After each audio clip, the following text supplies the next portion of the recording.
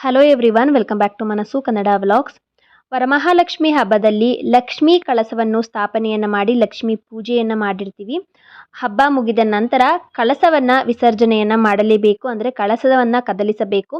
ಈ ವರಮಹಾಲಕ್ಷ್ಮಿ ಹಬ್ಬವನ್ನು ಶುಕ್ರವಾರ ಆಚರಣೆಯನ್ನು ಮಾಡಿರ್ತೀವಿ. ಹಾಗಾದರೆ ಯಾವ ದಿನ ಕಳಸದ ವಿಸರ್ಜನೆಯನ್ನು ಮಾಡಬೇಕು, ಹಾಗೆಯೇ ಹೇಗೆ ಕಳಸದ ವಿಸರ್ಜನೆಯನ್ನು ಮಾಡಬೇಕು, ಹೇಗೆ ಕಳಸವನ್ನು ಕದಲಿಸಬೇಕು ಅನ್ನುವ ಸಂಪೂರ್ಣ ಮಾಹಿತಿಯನ್ನು ಇವತ್ತಿನ ವಿಡಿಯೋದಲ್ಲಿ ತಿಳಿದುಕೊಳ್ಳೋಣ.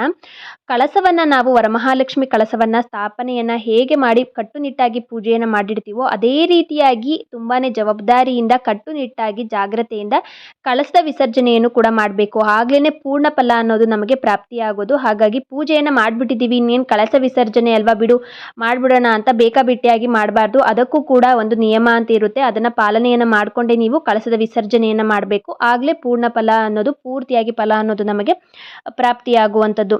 ಶುಕ್ರವಾರ ವರಮಹಾಲಕ್ಷ್ಮಿ ಹಬ್ಬದ ಆಚರಣೆಯನ್ನು ಮಾಡಿರ್ತೀವಿ. ಶುಕ್ರವಾರದಂದೇ ಲಕ್ಷ್ಮೀ ಕಳಸದ ಸ್ಥಾಪನೆಯನ್ನು ಮಾಡಿ ಪೂಜೆಯನ್ನು ಮಾಡಿರ್ತೀವಿ. ತುಂಬ ಜನ ಏನು ಮಾಡ್ತಾರೆ ಅಂದರೆ, ಬೆಳಗ್ಗೆ ಲಕ್ಷ್ಮೀ ಕಳಸವನ್ನು ಸ್ಥಾಪನೆ ಮಾಡಿ ವರಮಹಾಲಕ್ಷ್ಮಿ ಹಬ್ಬದ ಪೂಜೆಯನ್ನು ಮಾಡಿರ್ತಾರೆ. ಸಂಜೆ ಕೂಡ ಪೂಜೆಯನ್ನು ಮಾಡಿ ರಾತ್ರಿ ಮಲಗಬೇಕಾದ್ರೆ ಕಳಸವನ್ನು ಕದಲಿಸಿರ್ತಾರೆ. ಮಾರನೇ ದಿನ ವಿಸರ್ಜನೆಯನ್ನು ಮಾಡ್ತಾರೆ. ಆದರೆ ನನಗೆ ಗೊತ್ತಿರೋ ಪ್ರಕಾರ ಶುಕ್ರವಾರದಂದೇ ಕಳಸವನ್ನು ಕದಲಿಸಬಾರ್ದು, ಅಂದರೆ ಕಳಸದ ವಿಸರ್ಜನೆಯನ್ನು ಮಾಡಬಾರ್ದು.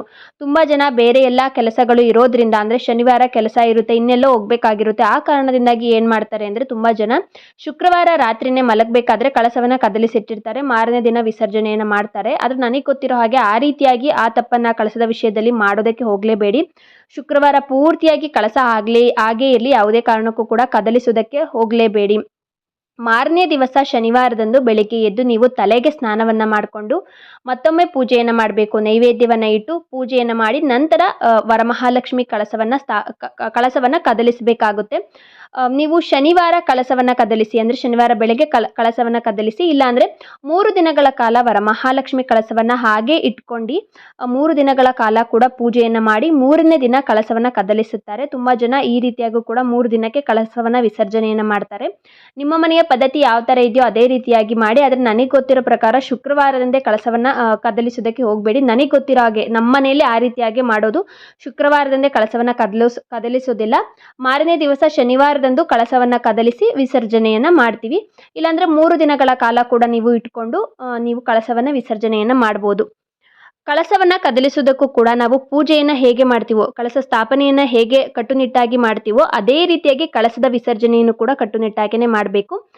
ನೀವು ಕಳಸ ಕದಲಿಸುವ ದಿನ ಬೆಳಗ್ಗೆ ಎದ್ದು ತಲೆಗೇನೆ ಸ್ನಾನವನ್ನು ಮಾಡ್ಕೊಳ್ಬೇಕು. ಮೈಗೆಲ್ಲ ತಲೆಗೆ ಸ್ನಾನವನ್ನು ಮಾಡಿಕೊಂಡು ಶುದ್ಧವಾದ ಬಟ್ಟೆಯನ್ನು ಧರಿಸಿ ನೈವೇದ್ಯವನ್ನು ಅರ್ಪಿಸಿ ದೀಪಗಳನ್ನು ಹಚ್ಚಿ ಪೂಜೆಯನ್ನು ಮಾಡಿ, ಹಾಗೆಯೇ ಕೆಂಪಾರತಿಯನ್ನು ಮಾಡಿ ಮಹಾಲಕ್ಷ್ಮಿಗೆ ಕೆಂಪಾರತಿಯನ್ನು ಮಾಡಿದ ನಂತರ ಕಳಸದ ವಿಸರ್ಜನೆಯನ್ನು ಮಾಡಬೇಕು. ಮೊದಲು ಕಳಸಕ್ಕೆ ಇಟ್ಟಿರುವಂಥ ಒಂದು ಹೂವನ್ನು ತೆಗೆದುಕೊಂಡು ನಿಮ್ಮ ತಲೆಗೆ ಮುಟ್ಟಿಕೊಂಡು ನಂತರ ಕಳಸದ ವಿಸರ್ಜನೆಯನ್ನು ಮಾಡಿ, ಕಳಸಕ್ಕೆ ಇಟ್ಟಿರುವಂಥ ತೆಂಗಿನಕಾಯಿ, ವೀಳ್ಯದೆಲೆ, ಹಾಗೆಯೇ ಮಾವಿನೆಲೆ ಜೊತೆಗೆ ನೀವೇನಾದರೂ ಲಕ್ಷ್ಮೀ ಮುಖವಾಡವನ್ನು ಇಟ್ಟಿದ್ರೆ ಅದರ ಸಮೇತವಾಗಿ ನೀವು ಕೈಯಲ್ಲಿ ಹಿಡಿದುಕೊಂಡು ಆ ತೆಂಗಿನಕಾಯಿಯನ್ನು, ಕಳಸಕ್ಕೆ ಇಟ್ಟಂಥ ತೆಂಗಿನಕಾಯಿಯನ್ನು 3 ಬಾರಿ ಮೇಲೆ ಕೆಳಗೆ ಇಳಿಸಬೇಕು. ಹೀಗೆ 3 ಬಾರಿ ಕಳಸದ ತೆಂಗಿನಕಾಯಿಯನ್ನು ಮೇಲೆ ಕೆಳಗೆ ಮಾಡಿದರೆ ಕಳಸವನ್ನು ಕದಲಿಸಿದ ಹಾಗೆ ಆಗುತ್ತೆ. ನಂತರ ಕಳಸಕ್ಕೆ ಇಟ್ಟಂಥ ಎಲ್ಲ ವಸ್ತುಗಳನ್ನು ಕೂಡ ವಿಸರ್ಜನೆಯನ್ನು ಮಾಡಬೇಕಾಗುತ್ತೆ. ಕಳಸಕ್ಕೆ ಇಟ್ಟಂಥ ತೆಂಗಿನಕಾಯಿ ಹಾಗೆಯೇ ಕಳಸದ ಕೆಳಗೆ ಹಾಕಿರುವಂಥ ಅಕ್ಕಿಯನ್ನು ತೆಗೆದುಕೊಂಡು ಮನೆಯಲ್ಲಿ ಏನಾದರೂ ಸಿಹಿಯನ್ನು ಮಾಡಿ ತಿನ್ನಿ. ಹಾಗೆಯೇ ಕಳಸಕ್ಕೆ ಇಟ್ಟಿರುವಂಥ ಮಾಂಗಲ್ಯವನ್ನು, ನೀವು ಚಿನ್ನದ್ದೇನಾದರೂ ಮಾಂಗಲ್ಯ ಹಾಕಿದರೆ ಅದನ್ನು ಹಾಗೆ ತೆಗೆದು ಸ್ವಚ್ಛ ಮಾಡಿ ಎತ್ತಿಡಿ. ಮುಂದಿನ ಸಲ ಉಪಯೋಗವನ್ನು ಮಾಡಿ.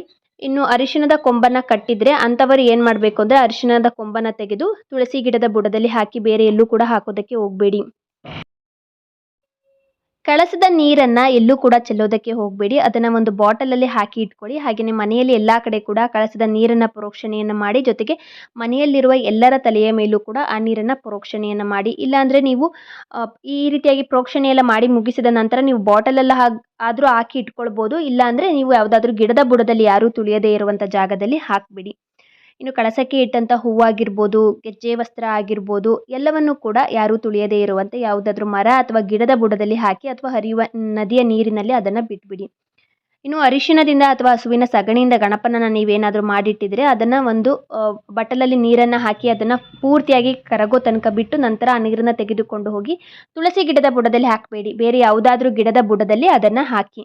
ಈ ರೀತಿಯಾಗಿ ಕಳಸದ ವಿಸರ್ಜನೆಯನ್ನು ನೀವು ಮಾಡಬೇಕಾಗುತ್ತೆ. ತುಂಬಾ ಕಟ್ಟುನಿಟ್ಟಾಗಿ ಕಳಸದ ವಿಸರ್ಜನೆಯನ್ನು ಕೂಡ ಮಾಡಬೇಕು. ಹೇಗೆ ಪೂಜೆಯನ್ನು ನೀವು ಕಟ್ಟುನಿಟ್ಟಾಗಿ ಮಾಡ್ತೀರೋ ಅದೇ ರೀತಿಯಾಗಿ ವರಮಹಾಲಕ್ಷ್ಮಿ ಕಳಸದ ವಿಸರ್ಜನೆಯನ್ನು ಕೂಡ ನೀವು ಕಟ್ಟುನಿಟ್ಟಾಗಿ ಮಾಡಬೇಕು. ಬೇಕಾಬಿಟ್ಟಿಯಾಗಿ ಮಾಡೋದಕ್ಕೆ ಹೋಗಲೇಬಾರದು. ಈ ವಿಡಿಯೋ ನಿಮ್ಗೆ ಏನಾದರೂ ಇಷ್ಟ ಆಗಿದ್ರೆ ಮನಸ್ಸು ಕನ್ನಡ ವ್ಲಾಗ್ಸ್ ಚಾನಲ್ಗೆ ಸಬ್ಸ್ಕ್ರೈಬ್ ಮಾಡಿಕೊಳ್ಳಿ.